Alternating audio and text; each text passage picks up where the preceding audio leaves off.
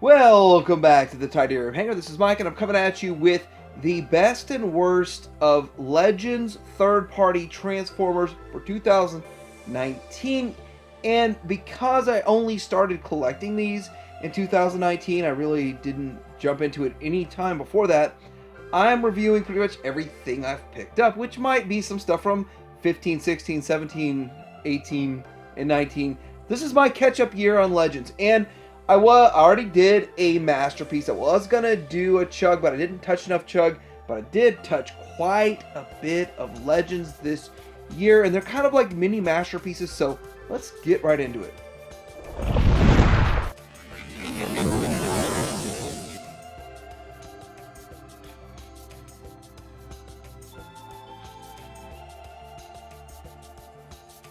So number 10 on my list is going to be the McFans Toys Sideswipe, and of course their repaint into the McFans Toys version of their Red Alert. And this is not a KO. So McFans Toys is predominantly a KO company. They copy other people's molds and then they make slight improvements. Their plastic is a little bit better, I think, and it has a glossy look to it, and I like that. So these figures here, in my opinion, are better than Magic Squares. And they call it Mechanic Studio, but either way, it's still, these figures I think are the best when it comes to the Lambo bots. And the car design is very clean. They have a couple of accessories which work just right, and it works out, and it is all able to store in the alt mode, although it kind of looks silly. And in full disclosure, I am the Legends Plus guy. I like them a little bit bigger. I don't want them so super tiny they're just too hard to mess with. I like them a little bit bigger, and that's just me. Number 9 on my list of the best figures of Legends that I acquired in 2019 is the Magic Square version of Blaster. Now, I actually didn't get Magic Square. I got McFans Toys, which was a KO oversized, and I like the bigger size. I like the figure. I like the plastic that McFans Toys uses over the plastic that was being used by Magic Square, but the figure looks great in both modes, and the little ram horn that comes with it looks really good and works very well. I think this is kind of the beginning of seeing cassette tapes that are this small that will actually look good. So before, we saw a lot of the DX9 tapes that weren't great.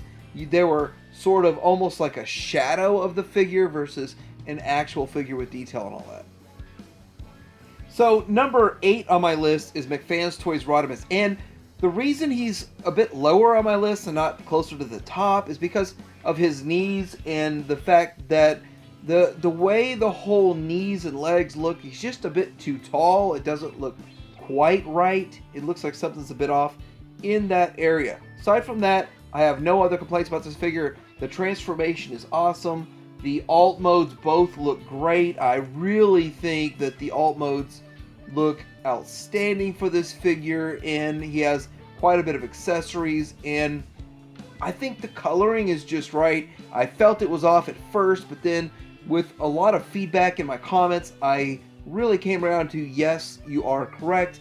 Rodimus is more red, and Hot Rod is more of a burgundy color, so that works out.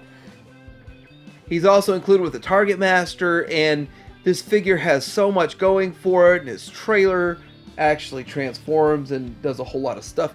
It is a great figure, packing a lot in there for around 50 bucks. And I want to include, this is McFans Toys' own mold, and I really think McFans Toys is breaking out to make their own figures, and they're doing great.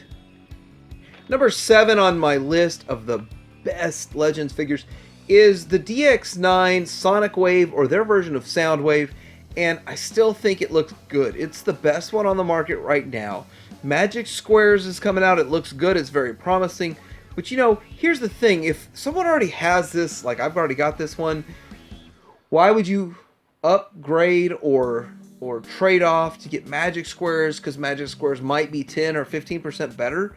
Because this thing is good and it's years old. So that's the thing. DX9 made this and did a great job already.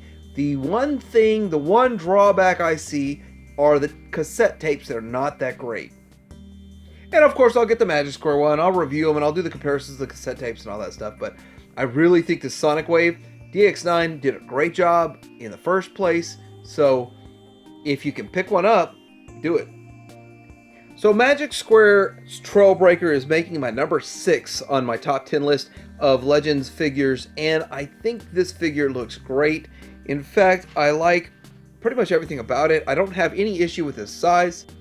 Even though I'm collecting the plus side, Magic Square is kind of magic because they can kind of work, their size works both with the McFans Toys Plus or even the minus. It works out okay because of this character, and the transformation isn't that bad. He looks good. You can tell it's him. And on the flip side, like, I really hope the Earthrise one holds up almost to this guy because it's so good, and this might set my expectations too high for what Hasbro will do in the main line. Number 5 on my Legends list, my top of 2019, are the Iron Trans Dotson Brothers. I have this weird gut feeling that Iron Trans has something to do with McFans Toys because these feel very similar. The plastic feels similar. Everything feels a lot like McFans Toys and their Sideswipe. And this and the Sideswipe are pretty much on a similar level. But when it comes to the transformation, the ankle tilt on the feet where you can disconnect the tabs and connect them in just is very, very intuitive. And it never feels like you're going to break these figures. And I've transformed all of them and flipped them back and forth and felt really good about it. They all look great, and you could tell they're the character. They have a couple of extra things like transparent plastic transparent pieces for the headlights, and I just really like the way they look.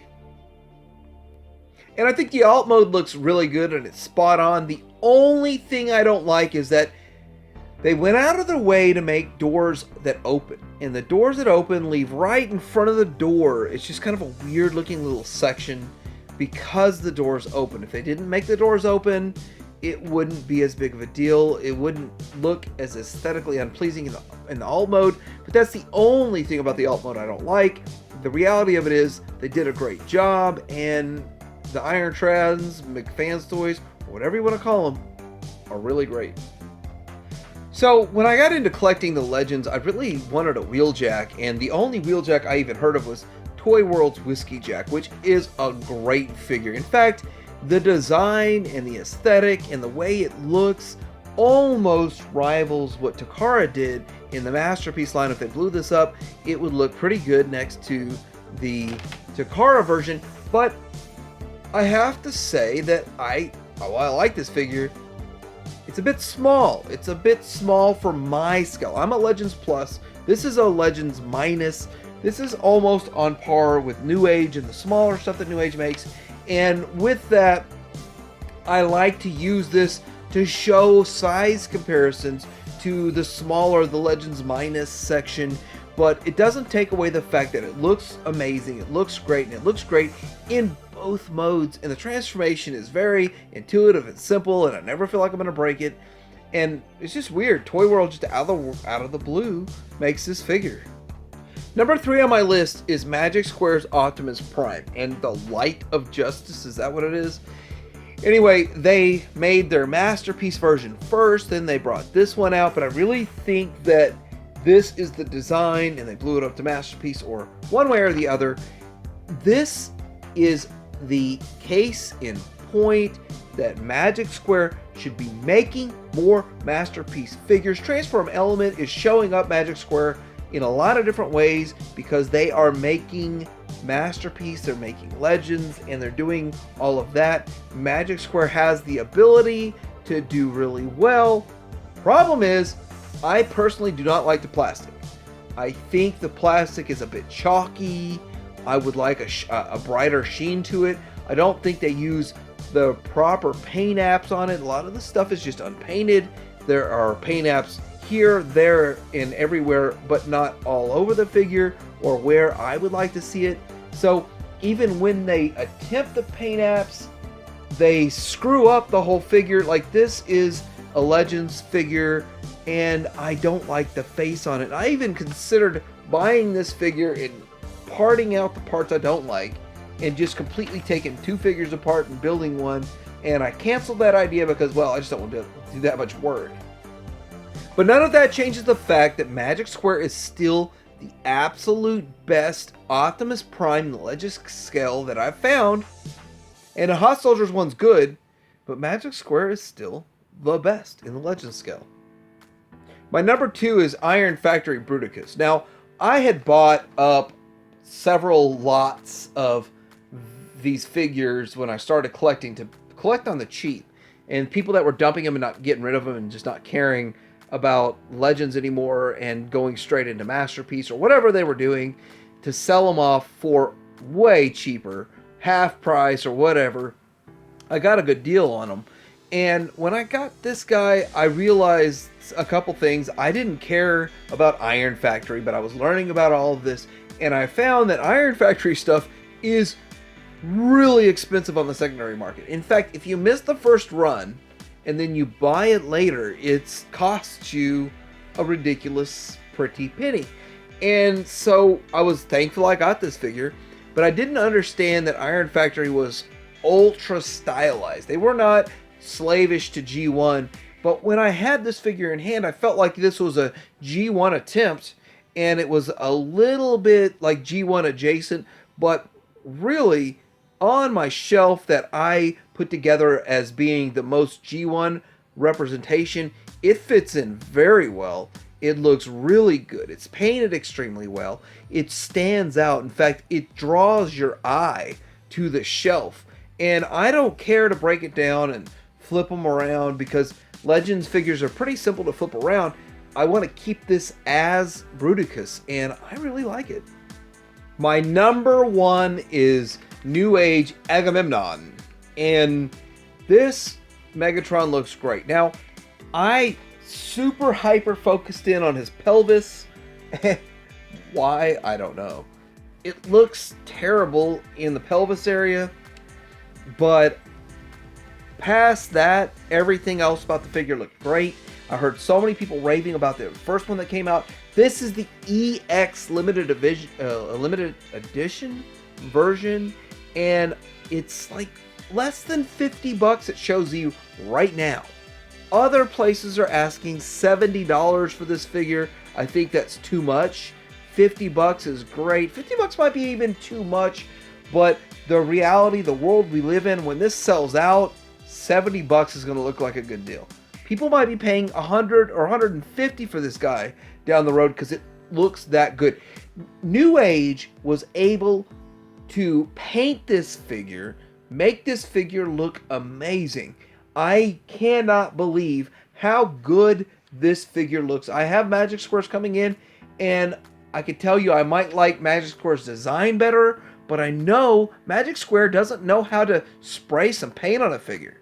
So when I put them side by side, the design of Magic Square will probably be better and look better, but the presentation of New Age is going to beat out overall Magic Square. That's my prediction. We'll find out when I do that review, but this figure looks amazing. I just can't believe it. I was a hard pass because the pelvis section looked weird, but when I saw the paint and the way it looked, the presentation, I could not resist, and I'm very happy I picked this figure up. Alright, I had like a long list of honorable mentions, but I'm running out of time, so I'm going to get into my worst. My worst of the Legends figures. And the Hot Soldiers Bumblebee, and I don't really know how these were sold because I got mine used or whatever. And it just looks a bit odd. He's the height I want him. He's maybe a little bigger than I'd want a Bumblebee to be, but his torso is too long in the torso. And it looked really weird.